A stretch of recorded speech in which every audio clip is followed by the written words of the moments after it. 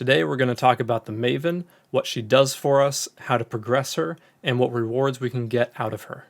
There are three things that I want to cover in this video. First, we'll go over the rules for progressing the fight bar that you see in blue here on the Atlas, and how that leads us to fighting the Maven herself, the new items that we'll find along the way, and the new Atlas passives. Let's get started. Let's start with the new button that is on our Atlas. If we hover over this, right now this is active with the red and orange outline. If we click on this, this will deactivate it. Typically, I've found you always want to have the Maven on unless there's a specific reason or a specific fight that you don't want her to be looking over. When she is active, you'll see her floating like this above the arena, and she'll cast abilities during the fight, which may summon an AoE circle that slows you. She might provide extra defenses for the boss, she might heal the boss, and she might summon a copy of the boss to attack you. This copy can't be killed and appears to have no collision. Now let's cover progressing this blue bar real quick and the rules around that. Initially, in each zone, the Maven will only want to see 3 boss fights. You don't need any Watchstones socketed into the region in order for her to witness the first 3 boss fights. Next, she'll want to witness 4 boss fights, and in order to keep her attention, as she says, in order for her to actually show up in the boss fight, you'll need to have 1 Watchstone socketed into that region's citadel. After that, she'll want to witness 5 bosses, and you'll need to have 2 Watchstones in that citadel. Once that's done, she'll want to witness 6 boss fights, and you'll need 3 Watchstones for the citadel. And then finally, in order to keep her attention for 10 boss fights, you'll need to have 4 Watchstones socketed into that region. Now there's 2 caveats here. You notice here in Haywark Hamlet, I only have 3 Watchstones in. If you try to go ahead and put in another map for that region, you'll see I can't get her attention here because I need more Watchstones. This is a 10 boss fight, so I need 4. Once we re-socket that Watchstone here and come back to our map device, you'll see we can now hold her attention and she will show up at the boss fight. This may be obvious, but let's pretend this is a 6 boss fight zone. If I have a tier 7 channel, you'll see this is a tier 13 with 3 Watchstones. If I try to put in this channel, it's going to say the map level is too low. It does have to correlate with the Watchstone level of that map. So this would have to be a tier 13 channel in order to keep her attention and for that boss fight to count to progress her bar. The game also does tell you if the Maven has seen a boss fight or not. As you can see here on the Colosseum map, she has not witnessed the fight. And on this Cursed Crypt map, she has. You can see in the big purple letters. Also, if we go to our map tab, you'll see we have little icons here for saying witnessed by the Maven. We don't need to do that one again. And these other ones don't have that visual indicator to tell us which maps that we want to do.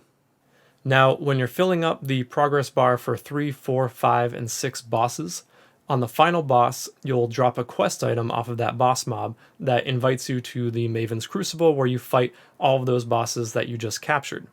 Specifically, that means if you captured 3 bosses, you're fighting those 3 bosses. If you captured 6, you're fighting those 6 bosses. However, once you get the 10 boss bar like you see here, you'll start to drop these items.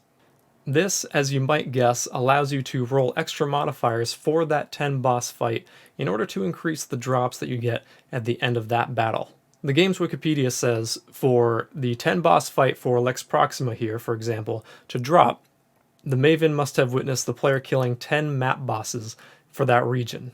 In my experience playing the League, what I know this to mean is that if you have killed 10 separate bosses within that region, and the Mavens witness them at any point in time, this item is now available to drop. What it doesn't mean is that you have to beat all 10 bosses before this item can drop.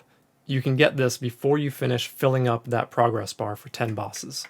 So what this means for us as the player is that we have an incentive to get every single region up to 10 bar boss fights, because that will unlock the ability for us to drop the item for any one of these regions to do a 10 boss fight. In turn, gives us the freedom to do any map that we want to do in any region because we will be maximizing our potential gains. Now you might have noticed that there are 8 citadels on my map, but there are 9 nodes. We do have this additional node here, and while I'm willing to be wrong on this, from what I've seen in playing, there are 2 separate pools that can drop these invitations. You have these normal ones, once you have 10 boss bars in that region, that can drop.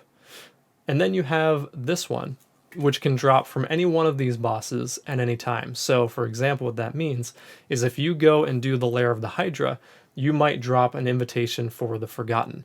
All of these bosses, again, I could be wrong, but this is what I've seen. And if I am wrong, I'll make a pinned note for the video in the comments to correct myself. But my understanding is that this list of bosses here can potentially drop invitations for any of these other bosses. So you could be killing the Purifier and get an invitation for the Breachlord domain, and vice versa. So why do we want to do this? Let's talk about rewards. Every time you fill up one of these progress bars from 3 boss, 4 boss, 5 boss, and 6 boss, and then finally 10 boss, and then successfully kill the bosses in that round of the Maven's Crucible, you will get 2 Atlas passive points for that region. We won't go into each and every node in this video, but suffice it to say, what these nodes do is they allow you to specialize in certain content depending on the region that you're in. So for example, this region I've specialized in Harvest, and I've gotten all 3 sets of Harvest nodes. This is 6 points total out of my total 10 that I have available. And each region has 10 passive points available to it once you complete the 10 boss fight. So what I mean by specializing is if I'm looking for the Sacred Grove, I am definitely going to want to run Haywork Hamlet for all of them because these nodes, as you can see, gives me the 2 rarest crafting options. That's awesome. And I have a 100% increased chance to contain a tier 4 plant. Real quick, that doesn't mean that I have a definite chance of getting a tier 4. It just means whatever the percentage chance of me getting a tier 4 naturally, whatever that percentage is, I get double that. So if it's a 2% chance, I get 4% chance. And yes, there are Atlas passives for this middle node, and hot damn, these things are game changing. You're going to want to check it out. This passive cluster will remain invisible to you on the Atlas until you complete one of the battles. As in, you take one of the invitations to go fight all 4 of these Shaper Guardians at once and beat them. After that, this will become available to you. As you might have guessed after seeing this, this is how I have Awakening level 9. And if you're curious, pause here to take a look at these nodes to see what it gets you. So why else would we want to do these 10 boss battles after we've done it once? And why would we want to go ahead and fight the Shaper Guardians all at once and all of this? Partially is to get Orb of Unmakings, which allows you to respec your passive Atlas points. These Crescent Splinters, which drop in greater quantity depending on the modifiers that you have on the boss battle. If you remember, those items can be rare, so you can roll them to get higher item quantity and rarity. And once you have 10 splinters, you can merge them together to be the Maven's Writ. And just a side note, if you have a stack of 10 in your stash, you'll need to take them out of your stash and then separate them and then put them back together in order to make the Writ. That's so that you can continue stacking them without automatically forming the Writ. Now, why would I want to do this if I have no intention of fighting the Maven? Well, as you might have guessed, the Orbs of Unmaking are worth money. They're about 9 chaos right now. And the Maven's Writs are a little over an Exalted Orb.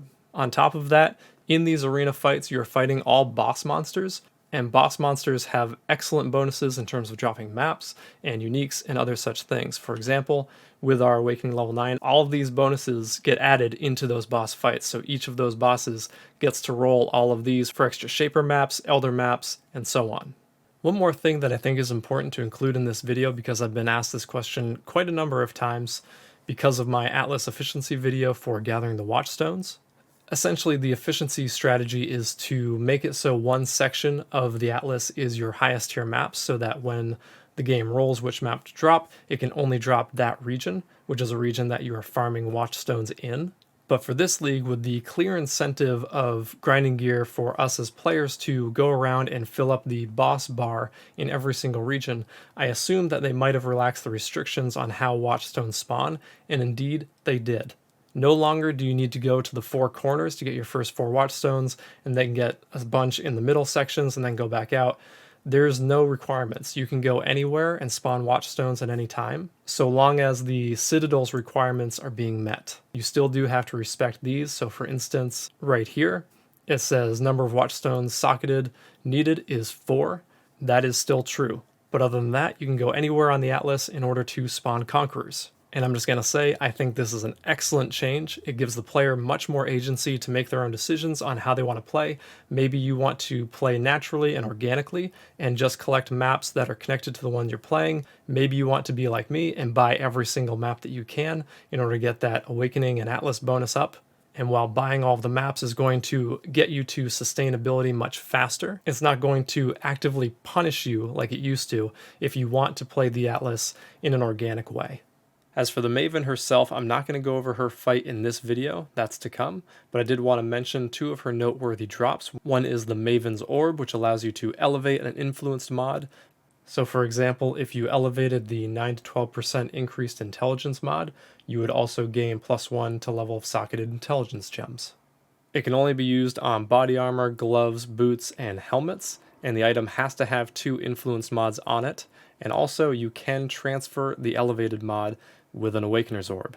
The other noteworthy drop is the elevated Sextant, which has modifiers like areas contain Xana with 15 uses left, along with a host of other pack size increase modifiers, as well as a very rare mod that allows the first 3 possessed monsters in a map to drop winged scarabs. Alright everyone, that's it for this video. Like, subscribe, comment if you like what I'm doing here. If you have any questions, drop me a note anywhere on Reddit, YouTube, Discord, whatever you want. And as usual, until next time, stay sane, Exile.